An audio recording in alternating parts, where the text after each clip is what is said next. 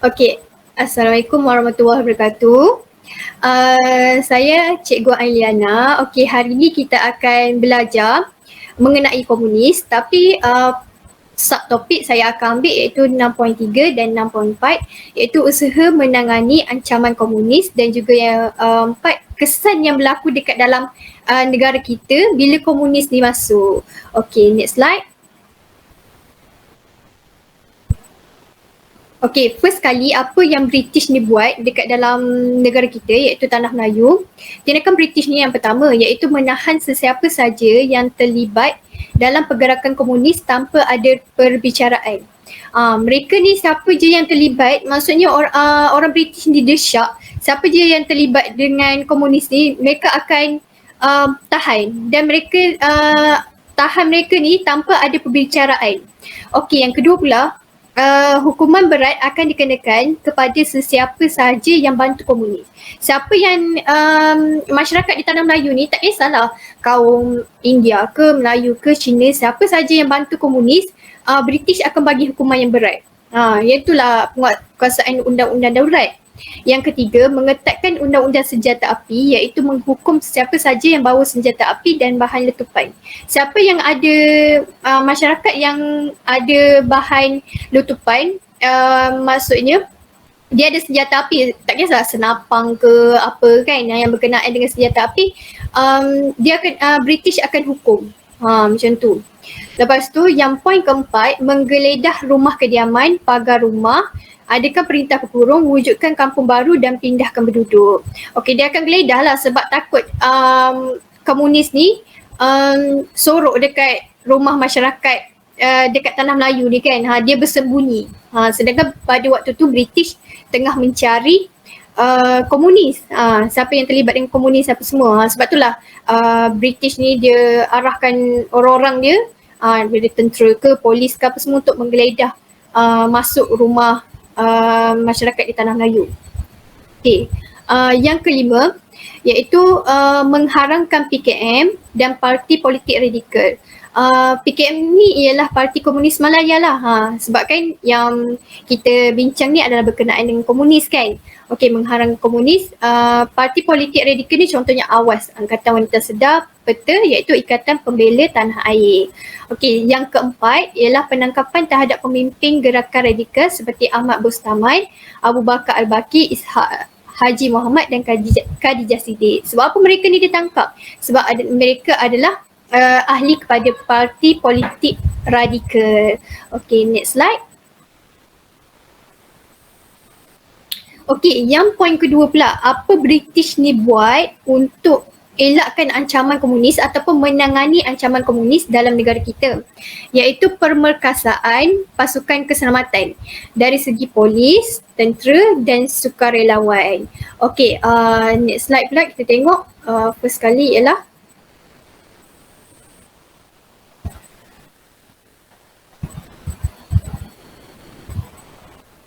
next slide.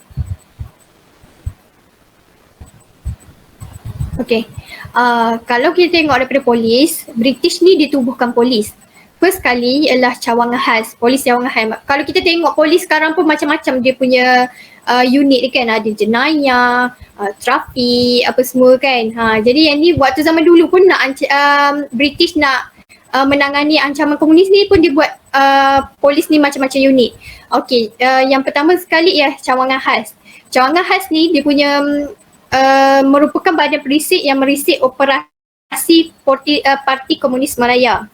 Yang kedua, dia menyamar sebagai komunis untuk dapatkan maklumat. Polis cawangan khas ni dia menyamar jadi komunis untuk dapatkan maklumat dalam komunis tu sendiri. Yang kedua ialah Special Constable. Special Constable ni ditubuhkan pada 1948. Tugas dia ialah mengawal ladang dan kawasan Lombong. Okey, lepas tu yang ketiga ialah polis hutan. Polis hutan ni pada awalnya dikenali sebagai Flying Squad, Jungle Companies and Police Fire Force, PFF. pada 18 Oktober 1958, maksudnya setahun selepas mereka lah kan, dinamakan sebagai polis hutan. Tugas dia ialah memburu komunis, ronda di pinggir hutan, bawa makanan kepada yang bertugas dalam hutan dan jaga kubur. Okey, dalam polis ni bukannya semua lelaki tau, ada juga tertubuhnya polis wanita, iaitu ditubuhkan pada 1955. Barbara D.R. Waitrose ni adalah pegawai polis wanita yang pertama dan dia punya tugas dia ialah melatih anggota baru dan menyusun pasukan polis wanita. Nampak tak apa yang British buat pada waktu tersebut, iaitu antaranya dengan menubuhkan polis lah untuk menangani apa yang berlaku dekat Tanah Melayu waktu tu, iaitu komunis. Okey, faham tak semua? Boleh ikut Faham tak? cikgu? Boleh, insyaAllah. Okey, seterusnya. Faham. Next slide.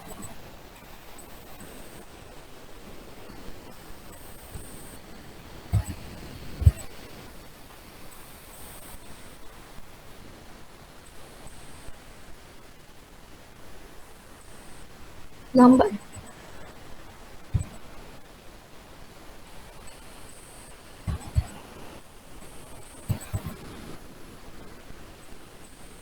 Ini next slide.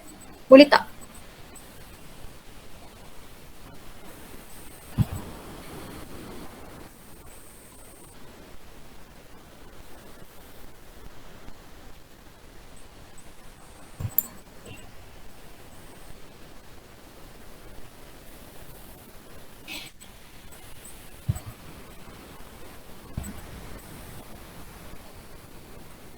Amirul, line awak tak clear ke? Line kakak awak?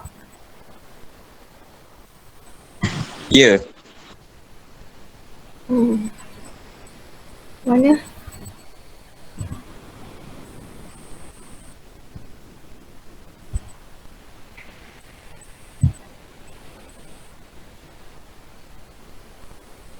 Okay, sekejap tau. Tak apa cikgu. Mawar Putih boleh tolong present slide tak? Tapi tak boleh nak ni sebab macam mana ni? Sekejap sabar. Okay. Okay, seterusnya ialah dalam polis ialah yang kelima, Senoi Prak. Senoi Prak ni ditubuhkan setahun sebelum mereka, iaitu pada tahun 1956. Senoi Prak ni, sebab apa dipanggil Senoi Prak? Sebab dalam bahasa Semai dikenali sebagai orang perang. Orang perang. Terdiri daripada orang asli suku Senoi, Semai dan Temuan. Okey, seterusnya mereka juga dikenali sebagai The Silent Killer. Macam game pula kan. Iaitu tugas dia kesan tempat persembunyian komunis dekat dalam hutan. Iaitu adalah tugas Senoi Prak. Yang keenam ialah Auxiliary Police, iaitu ditubuh pada tahun 1948, seramai 17 anggota polis ini. Iaitu pada tahun 1956 pula anggota polis ini dijadikan sebagai polis volunteer reserve. Tugas dia ialah pertahankan bandar dan kampung daripada komunis, serta mereka juga adalah bantu komunis menentang ancaman bantu polis untuk menentang ancaman komunis. Okey, seterusnya.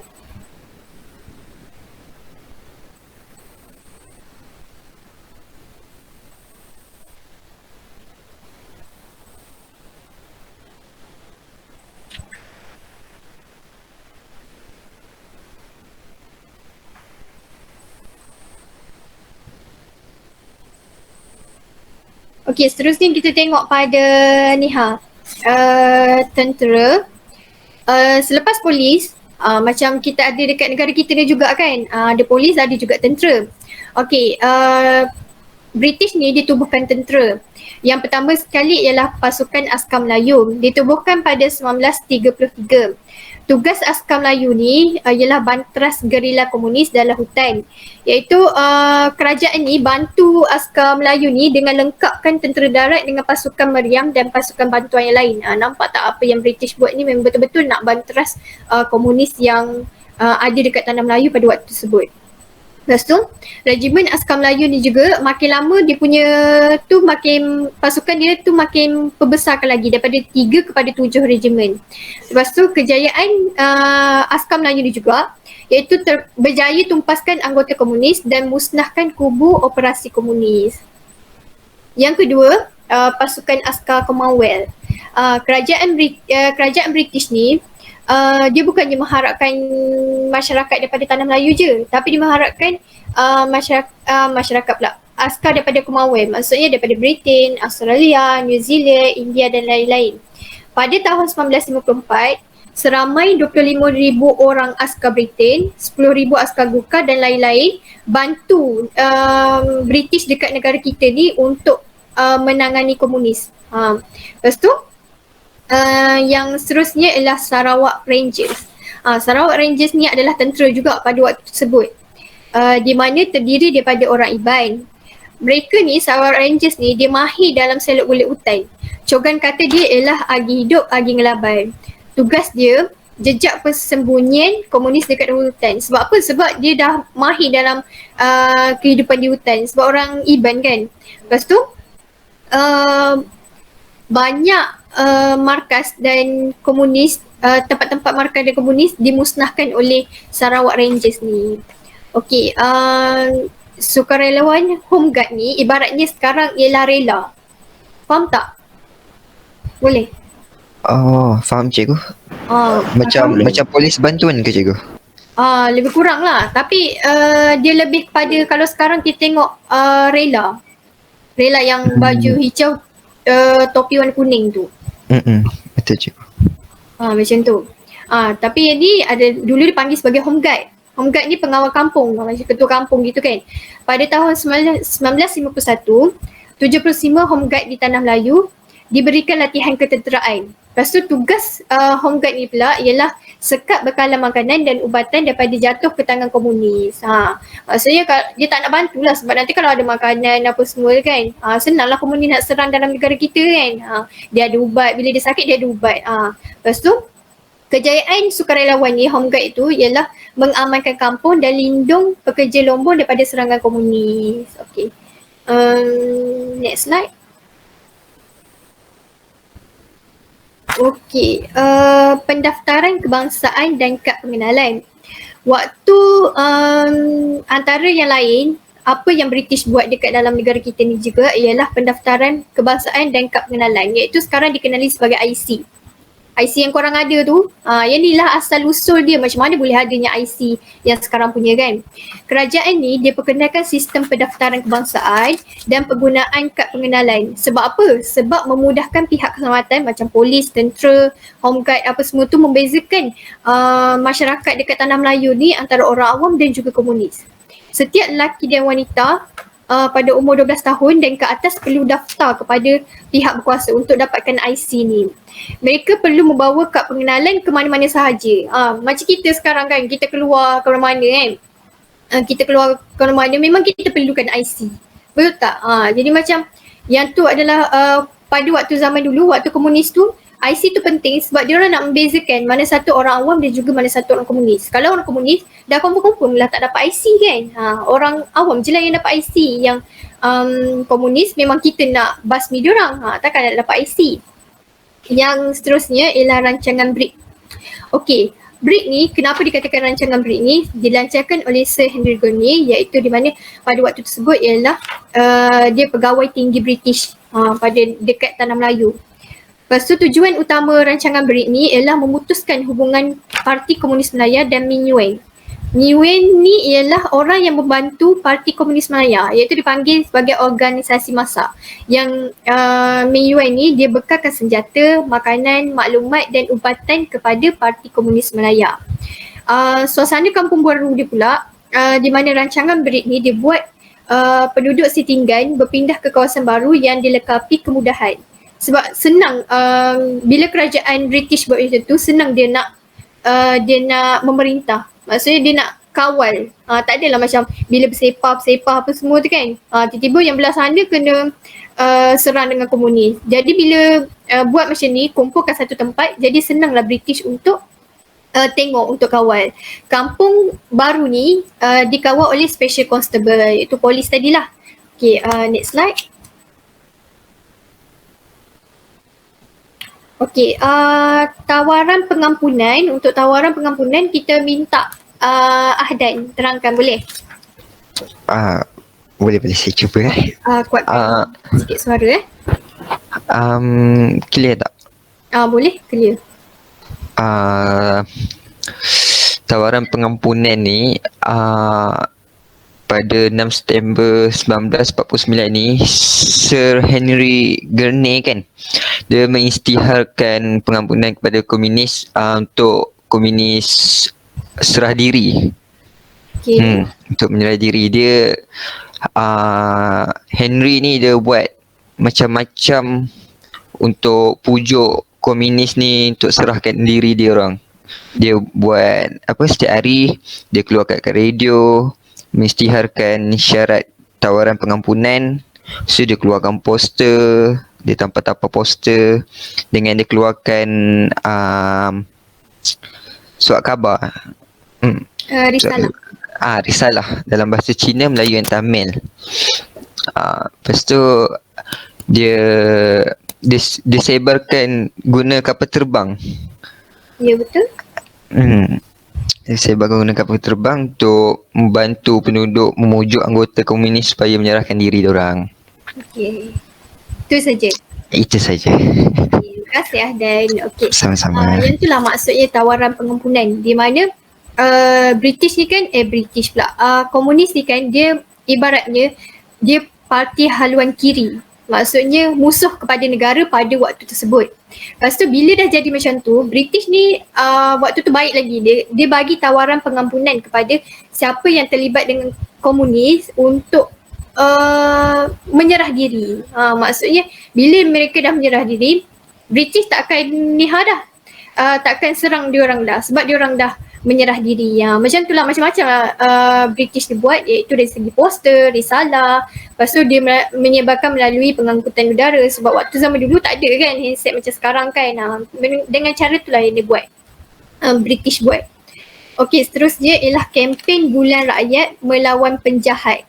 Penjahat ni adalah komunis lah, dibaratkannya kan. Dia ada buat, British ni buat kempen Bulan Rakyat, di mana pada 22 Disember 1949, Majlis Perundangan Persekutuan ni isytiharkan kempen ni, di mana melibatkan sukarelawan daripada pelbagai sektor macam cikgu, doktor, apa semua bagai sektor lah, semuanya ramai yang terlibat sebab tak nak je perkara ni berlaku dengan yang lama kan. Lepas tu dalam tempoh yang lama, maksudnya dia tak nak perkara ni berlaku dalam tempoh yang lama. Kempen ni melibatkan rakyat berbilang kaum bekerjasama menentang komunis. Dari segi kaum lain-lain, Melayu, India dan Cina. Okey, bagi perintah berkurung pula, kita minta Hurin boleh terangkan apa difahamkan dengan perintah berkurung ni. Boleh cikgu. Dengar tak? Dengar? Kalau ada salah cikgu tekan. Boleh. Okey, untuk usaha yang ketujuh iaitu perintah berkurung. Perintah berkurung ni adalah satu tindakan yang melarang penduduk keluar dari rumah dalam tempoh tertentu. Jadi perintah berkurung ni dia meningkatkan keberkesanan operasi pasukan keselamatan bagi melawan komunis. Dia ada bagi dua contoh. Untuk contoh yang pertama adalah pada bulan Jun 1951, penduduk kawasan di Labis, Johor dikenakan perintah berkurung untuk membolehkan pasukan keselamatan memburu komunis. Untuk contoh kedua pula, pada Mac 1952, penduduk Tanjung Malim dikenakan perintah berkurung selama 22 jam bagi mengelakkan penduduk berhubung dengan komunis. Penduduk Tanjung Malim ni dikenakan perintah berkurung apabila berlaku satu kejadian serangan, iaitu 40 orang komunis menyerang pekerja yang dihantar untuk membagi paip. Kejadian tu telah menyebabkan korbannya 12 nyawa. Dan siasatan dilakukan oleh polis tapi tak dapat apa-apa sebarang maklumat pun. Dan pada 27 Mac 1952, Sir Gerard Templer tiba di Tanjung Malim untuk memberitahu kepada penduduk di Tanjung Malim tu apa hukuman terhadap sikap mereka yang tidak mahu beri sebarang maklumat terhadap gerakan komunis pada kerajaan. Itu sahaja. Faham tak ayat lain? Apa yang diterangkan oleh Hurin? Boleh dikatakan faham? Okey, boleh dikatakan faham. Okey, faham lah tu maknanya kan. Faham. Sebelum tu, macam apa yang berlaku dekat sekarang lah. Kita tak boleh nak keluar. Tapi yang ni disebabkan kita punya COVID kan. Tapi yang ni disebabkan komunis. Waktu zaman dulu. Macam tu lah kita kena duduk dekat ke rumah. Yang bekerja adalah pihak-pihak atasan. Macam polis, tentera, home guard, lepas tu pihak British, pihak atasan British, macam tu. Okay, next slide.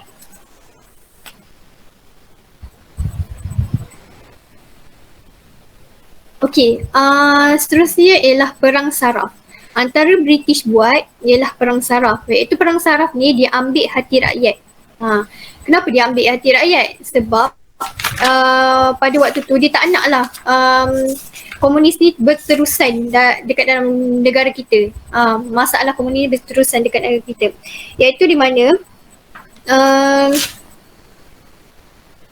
Templar ni pada tahun 1952 dilantik menjadi pesuruh raya tinggi British dekat Tanah Melayu.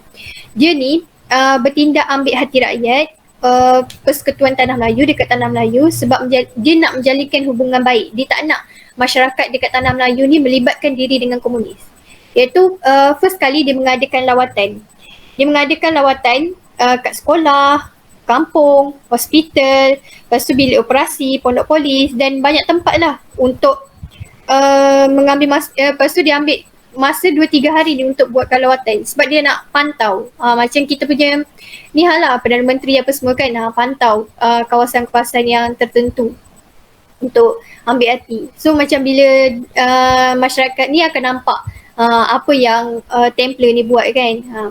Lepas tu melonggarkan syarat kewarganegaraan. Sebelum ni syarat kewarganegaraan adalah 12 tahun ke atas. Lepas tu dia longgarkan syarat kewarganegaraan bagi menarik kaum bukan Melayu. Maksudnya kaum seperti India, Melayu, kaum-kaum lain untuk masuk sekali join sebagai kewarganegaraan di Tanah Melayu, Persekutuan Tanah Melayu pada waktu tersebut. Poin yang ketiga pula ialah mengadakan pilihan raya Majlis Perbandaran Kuala Lumpur. Kerajaan ni mengadakan pilihan raya tempatan pertama sebab apa? Sebab menggalakkan penyertaan orang bukan Melayu dalam politik dan diorang nak libatkan orang bukan Melayu ni menentang komunis. Sebab itulah dia adakan majlis pilihan raya. Okey, seterusnya ialah menawarkan hadiah wang tunai. Sebab apa Templar ni buat macam ni? Sebab ditawarkan kepada siapa saja yang dapat tangkap cimpeng, iaitu pemimpin komunis. Tak kisahlah diorang masyarakat ni dapat tangkap cimpeng ni sama ada hidup ataupun mati, tapi siapa je yang dapat tangkap dia akan dapat sebanyak $250,000. Banyak kan? Okey. Seterusnya ialah memenangi kepercayaan orang asli.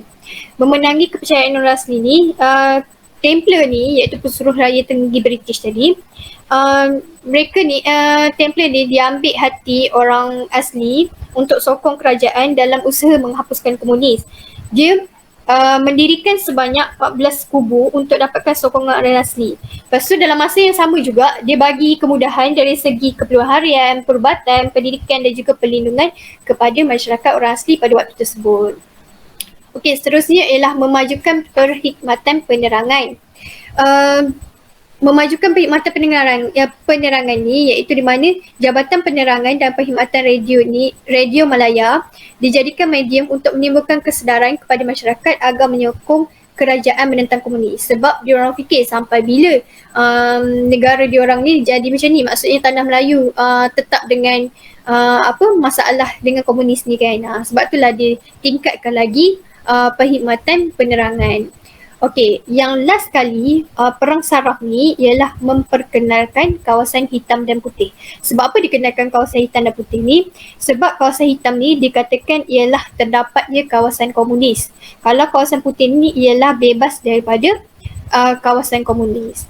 Pada tahun 1954, kerajaan ni mengisytiharkan Melaka, Terengganu, Kedah, Perlis dan Negeri Sembilan sebagai kawasan putih, iaitu kawasan yang tiada komunis. Okey, yang tu ialah perang saraf. Bukannya perang-perang tembak-tembak tu, tapi perang saraf ni ialah ambil hati rakyat. Okey, seterusnya.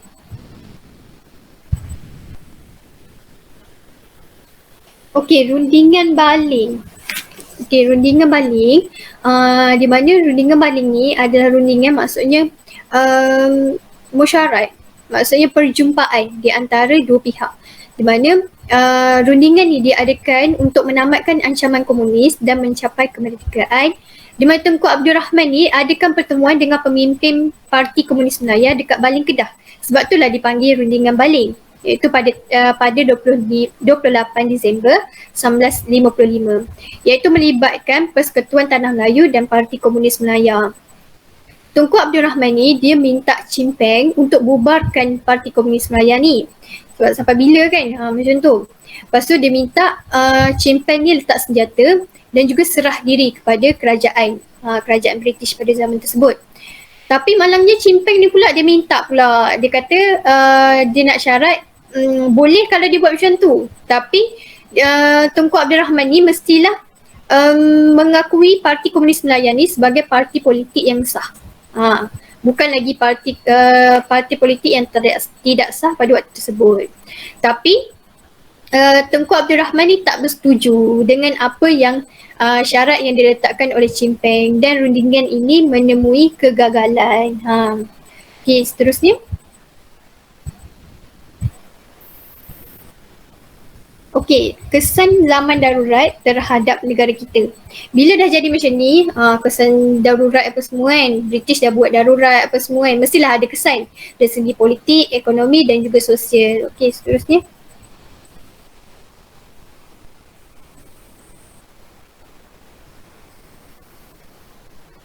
Okay. Daripada aspek politik, peningkatan jumlah warga negara. Sebab apa jumlah warga negara ni meningkat? Sebab British kan dia longgarkan syarat kewarganegaraan tadi kan. Maknanya bukan sahaja orang Melayu tapi boleh juga orang bukan Melayu jadi warga negara dekat Persekutuan Tanah Melayu pada waktu tersebut, iaitu seramai 1.2 juta orang Cina dan 180,000 orang India menjadi warga negara Persekutuan Tanah Melayu.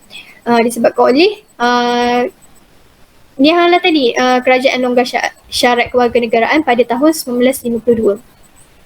Kesan yang kedua pula dalam politik ialah penubuhan Malayan Chinese Association. Sir Henry Gurney ni dia tawan hati penduduk Cina ke arah parti politik. Berorientasikan tempatan. Bukannya semua yang sertai komunis tu adalah orang Cina. Ada juga orang Cina dekat tanah Melayu kita ni yang tidak menyokong komunis. Lepas tu pada 27 Februari 1949, Tan Cheng Lock ni membentuk MCA dan ini bagi bukti kepada kerajaan British bahawa semua bukan orang Cina dia menyokong bukan semua orang Cina menyokong British. Maksudnya bukan semua orang Cina menyokong komunis. Typo kat sini kan. Lepas tu MCA ni berperanan bantu kerajaan dari segi kewangan dan tempatkan 500,000 orang penduduk semula ke kampung baru. Lepas tu MCA ni juga menjalankan kutipan derma melalui jualan loteri kebajikan untuk bantu masyarakat dekat Tanah Melayu ni. Okey, aspek politik lagi satu pula ialah mempercepatkan kemerdekaan. Di mana pada waktu tersebut kerajaan ni adanya penubuhan jawatan kuasa hubungan antara kaum, iaitu dipanggil CLC, berkongsi kepentingan dan hala tuju yang sama iaitu penubuhan parti perikatan. Diorang bergabunglah untuk mempercepatkan lagi kemerdekaan dan mengelakkan lagi ancaman komunis dekat negara kita, iaitu UMNO, MCA dan MIC. Kemenangan Parti Perikatan pada 1955 bagi keyakinan kepada British bahawa Persekutuan Tanah Melayu dapat tewaskan komunis melalui penduduk berbilang kaum. Diorang dah bersatu padu kan. Jadi benda ni bagi buktilah kepada British bahawa bila diorang bergabung ni boleh hapuskan komunis dekat tanah Melayu. Lepas tu British ni bagi kemerdekaan pada Persekutuan Tanah Melayu. Bila dah jadinya undang-undang darurat ni, lagi mudahlah mereka untuk percepatkan kemerdekaan dekat Tanah Melayu. Okay, next slide.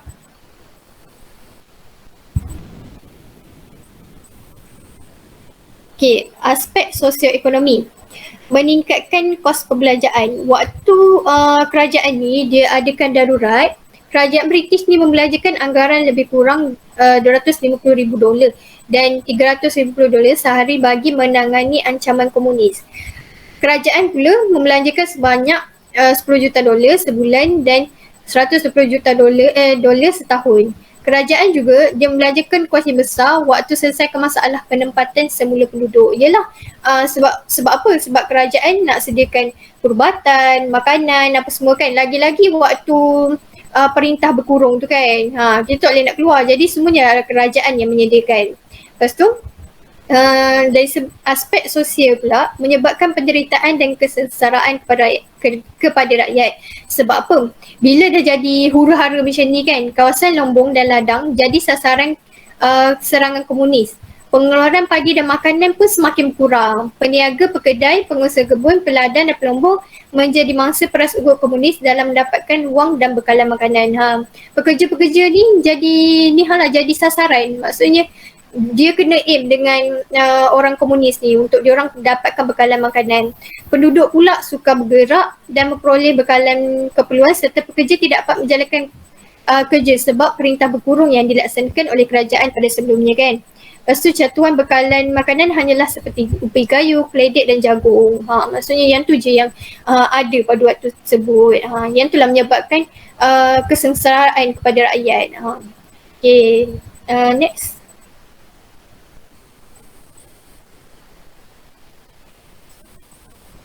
Okey, lepas tu yang merenggangkan hubungan antara kaum. Sebab apa? Sebab rancangan penempatan semula kampung baru yang didominasi oleh kaum tertentu.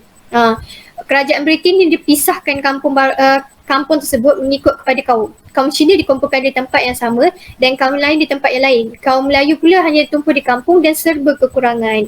Kawalan keselamatan yang ketat menyebabkan masyarakat ni tidak dapat bersosial dengan kawasan lain. Bila contohlah masyarakat Melayu dah duduk dekat kampung baru tu kan, dia dah tak boleh duduk dekat dia tak boleh nak pergi dekat kampung lain dah sebab dia dikawal ketat oleh keselamatan pada tersebut.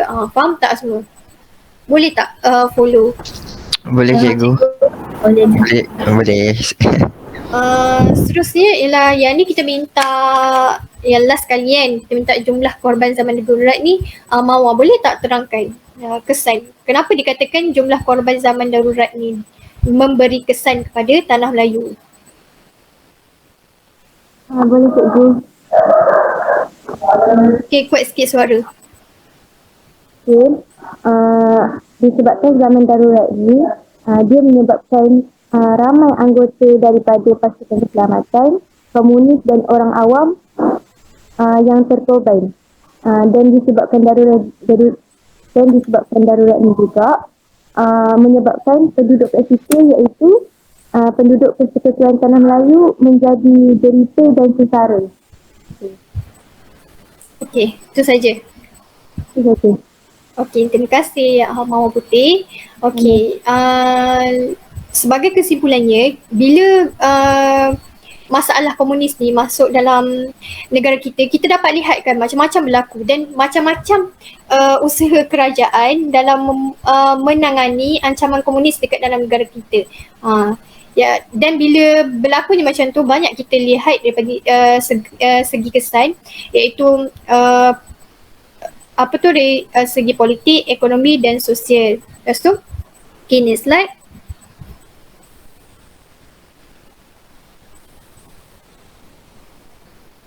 Okey, penempatan darurat ni berlaku pada 31 Julai 1960, iaitu ancaman komunis ni dan penempatan darurat ni berlangsung selama 12 tahun di negara kita.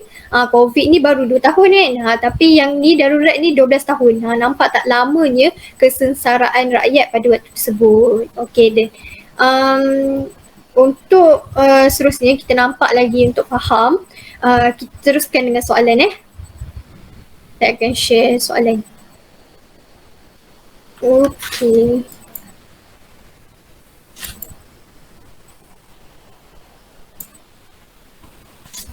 Okey, saya akan panggil nama untuk jawab soalan ni. Harap kamu semua boleh bagi bagi kerjasama. InsyaAllah boleh. Nampak tak soalan? Nampak cikgu. Nampak cikgu. Okey. Soalan nombor 1. Okey, berdasarkan pada soalan nombor 1, sebutkan antara tindakan British ketika penguatkuasaan undang-undang darurat dilaksanakan. Kita minta Marwa tolong jawab. Apakah tindakan British ketika penguatkuasaan undang-undang? Dia banyak kan, tapi bagi satu. Okey. Penguatkuasaan undang-undang ni ada 6. Antaranya British akan mengenakan hukuman yang berat kepada sesiapa sahaja yang membantu komunis. Okey, boleh lagi satu? Okay, selain itu, British juga dia akan menahan sesiapa sahaja yang disaki turut terlibat dalam pergerakan komunis tanpa sebarang perbicaraan. Okey. Betul jawapan dia. Terima kasih. Soalan nombor 2. Apakah antara tugas Polis Special Constable? Kita minta Hurin jawabkan soalan. Tugas Polis Special Constable adalah mengawal ladang dan kawasan lubang serta menjadi barisan hadapan dalam menghadapi ancaman komunis. Betul tak yang lain? Jawapan dia? Betul cikgu. Betul cikgu. Terima kasih. Okey, soalan yang ketiga pula. Okey, ni kita dah belajar tadi. Saya dah terangkan pun. Berapakah umur yang perlu mendaftarkan diri untuk kad pengenalan pada 23 Julai 1948? Dan boleh jawab? 16 tahun ke atas. Are you sure 16 tahun ke atas? Yep. Okey, jawapan dia adalah 12 tahun dan ke atas. Okey, 12 itu jawapan sebenar dia. Maaf cikgu. Okey, tak apa. Lepas ni kita boleh cuba lagi InsyaAllah. Okey, yang seterusnya soalan nombor 4. Bagaimanakah cara penyebaran tawaran pengampunan untuk memujuk anggota komunis supaya menyerah diri? Yang ni diterangkan oleh Ahdan tadi, kawan kamu. Okey, kita minta Alia boleh? Jawab soalan ni. Boleh cikgu. Okay, cara tawaran pengampunan ni disebarkan adalah dengan melalui pengangkutan udara. Betul ke? Betul. Betul cikgu. Okey. Saya yakin. Okey, betul lah tu. Okey. Terima kasih. Okey, soalan yang seterusnya. Soalan kelima. Sebutkan antara tempat yang dikenakan perintah berkurung di Tanah Melayu. Tadi saya dah terangkan, lepas tu kawan kamu pun dah terangkan perintah berkurung tadi, Hurin dah terangkan. Iaitu ada 2 tempat yang dikatakan dikenakan perintah berkurung dekat Tanah Melayu. Boleh terangkan tak rujahan? Sebutkan antara tempat tu. Satu je. Antara tempat yang dikenakan Johor. Betul ke Johor? Ya, betul. Okey, betul lah tu Johor. Sebab lagi satu adalah Tanjung Malim. Okey. Yang ke-6, nyatakan 2 langkah yang dilaksanakan oleh British ketika Perang Saraf. Okey, tadi saya dah terangkan Perang Saraf tu ialah ambil hati oleh Templar kan. Boleh terangkan tak Amirul soalan ni? 2 langkah je yang dilaksanakan oleh British ketika Perang Saraf. Okey, berperang dengan komunis. Apa? Berperang dengan komunis. Berperang dengan komunis? Ya, Betul ke? ya betul. Okey, salah tu sebab Sebab apa? Dia kata 2 langkah yang dilaksanakan oleh British ketika Perang Saraf. Kalau kita tengok pada muka surat 159, antaranya ialah mengadakan lawatan. Lepas tu melonggarkan syarat kewarganegaraan. Lepas tu mengadakan pilihan raya Majlis Perbandaraan Kuala Lumpur. Kalau berperang dengan komunis tu adalah waktu zaman undang-undang darurat, ataupun yang lagi satu apa tu? Waktu perintah berkurung tu, bukan perintah berkurung. Apa yang British buat ialah pemekasaan pasukan keselamatan. Pemekasaan pasukan keselamatan tu adalah untuk membenteras komunis. Yang tu lah jawapan dia. Okay, faham Oh iya Amirul? ke? Faham. Okay, Sorry. tak apa. Okay. Jika anda, yang ni soalan hebat, jika anda sebagai seorang pelajar, apakah tindakan anda bagi mengelakkan perpecahan kaum boleh berlaku? Ni andaikan kamu sebagai seorang pelajar. Saya nak minta Hanim lah, boleh jawab?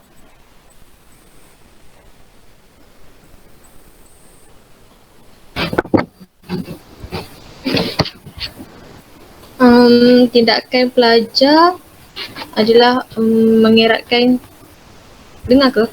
Dengar.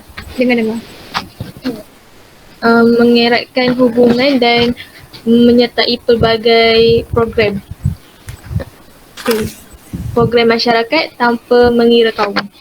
Betul. Kalau apa yang daripada Hanim jawab kan, sebab dia kata andaikan anda seorang pelajar, apakah tindakan kita yang perlu buat kan untuk mengelakkan perpecahan kaum. Sebab dekat tanah Melayu sekarang ni pun kita tengok ada Melayu, India dan Cina kan. Okey, apa yang dikatakan oleh Hanim tu, dia kata menyertai program ke apa semua tanpa mengira kaum. Kita join lah program mana-mana kan, program kemasyarakatan ke, alam sekitar ke apa ke, tapi kita tak boleh lah membezakan antara kaum. Kaum Cina tak boleh masuk program ni kan. Tak boleh macam tu. Macam tu lah tindakan kita sebagai seorang pelajar. Okay, terima kasih Hanim. Okay, seterusnya ialah mengapakah rundingan Balin menemui kegagalan? Saya dah terangkan tadi kenapa rundingan Balin ni menemui kegagalan. Okey, kita minta Ari boleh buka mic ke? Kalau tak boleh type jawapan.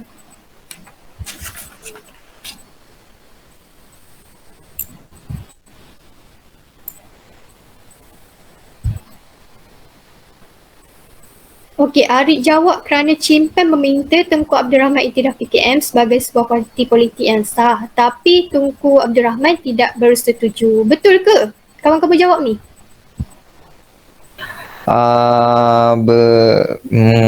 Macam salah tapi betul rasanya. Betul lah tu apa yang kawan-kawan jawab ni. Betul. Sebab Cimpan Betul lah tu. sebab Cimpan ni meminta Tunku Abdul Rahman Iktiraf PKM ni sebagai parti politik yang sah. Tapi Tunku Abdul Rahman ni tak setuju. So rundingan tu adalah gagal. Okey. Terima kasih Ari. Okey, last kali. Soalan last kali. Mengapakah penguatkuasaan undang-undang darurat ini boleh menyebabkan penderitaan kepada rakyat? Kita minta Potiah jawab soalan ni boleh? Last kali, soalan last. Boleh. Okay. Jawapan dia, peniaga, pekedai, pengusaha kebun, peladang dan juga pelombong mengalami kesukaran kerana mereka merupakan sasaran peras ugut komunis bagi mendapatkan wang dan juga bekalan makanan. Kegagalan memenuhi tuntutan komunis menyebabkan kemusnahan pada ladang, lombong dan juga kedai serta mengancam nyawa. Betul tak cikgu? Betul. Sebab benda-benda macam ni lah boleh menyebabkan penderitaan kepada rakyat. Rakyat terseksa selama 12 tahun tu kan. Lama kan. Okey, saya rasa itu saja. Terima kasih di atas kerjasama. Boleh tak saya minta seorang je? Okey, sebabkan untuk rumus ataupun kesimpulan kecil, boleh tak saya minta Ahdan? Apa yang awak faham sepanjang yang kita belajar ni? 2 subtopik sikit pun tak apa. Apa yang saya faham dari yang kita belajar ni?